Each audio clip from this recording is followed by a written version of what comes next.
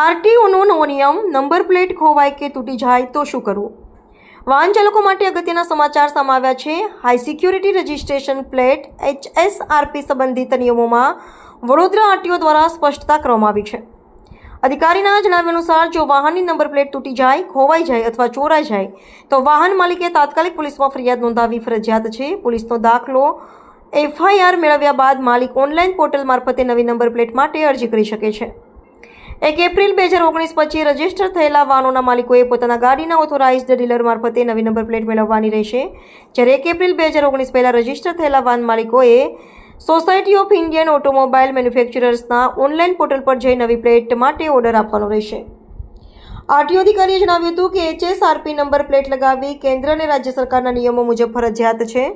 જો વાહન પર નંબર પ્લેટ ન હોય, તૂટી ગયેલ હોય અથવા ખોવાઈ ગઈ હોય તો આરટીઓ તથા પોલીસ દ્વારા દંડ સહિતની કાયદેસરની કાર્યવાહી થઈ શકે છે. તેથી તમામ વાહન માલિકોએ સમયસર પોતાની વાહનમાં માન્ય HSRP નંબર પ્લેટ લગાવી લેવી અને તે નુકસાનગ્રસ્ત થવાના કિસ્સામાં તરત જ નવી પ્લેટ મેળવવી આવશ્યક છે. આ નિયમ જે તમે વાત કરી રહ્યા છો એ નંબર પ્લેટ માટે મોર્થ દ્વારા 21 ઓક્ટોબર 2020ના રોજ જે HSRP નંબર પ્લેટ ડેમેજ અથવા લોસ્ટ થાય એ બાબતે રિપ્લેસમેન્ટ કરવા માટે જે જાહેરનામું બહાર પાડેલ છે, જે સૂચનાઓ આપેલ છે એ 21 ઓક્ટોબર 2020થી સૂચનાઓ આપેલ છે અને જે હાલ અમલમાં છે એમાં જો વાહનની નંબર પ્લેટ આગળની અથવા પાછળની ડેમેજ થઈ હોય તો એ નંબર પ્લેટ જમા કરાવીને તમે નવી નંબર પ્લેટ મેળવી શકો છો. એમાં પોલીસ દાખલાની જરૂર નથી.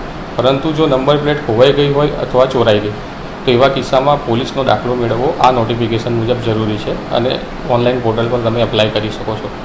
નંબર પ્લેટ તૂટી જાય અથવા ખોવાઈ જાય તો તાત્કાલિક નિયમો મુજબ જે નંબર પ્લેટ નવી બનાવવાની કાર્યવાહી કરીને નવી નંબર પ્લેટ વાહન પર લગાવી ફરજિયાત છે. જેથી નવી નંબર પ્લેટ લગાવી.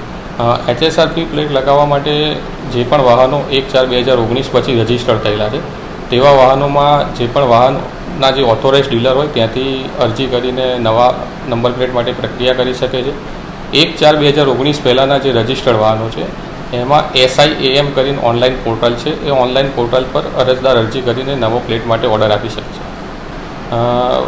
તમામ વાહનો પર HSRP નંબર પ્લેટ કેન્દ્ર સરકાર તેમજ રાજ્ય સરકારના નિયમ મુજબ ફરજિયાત છે અને તમામ વાહનો પર નંબર પ્લેટ ના હોય તેવા કિસ્સાઓમાં આરટીઓ તેમજ પોલીસ દ્વારા સમયાંતરે કાર્યવાહી કરવામાં આવતી હોય છે અને દંડ પણ કરવામાં આવતો હોય છે.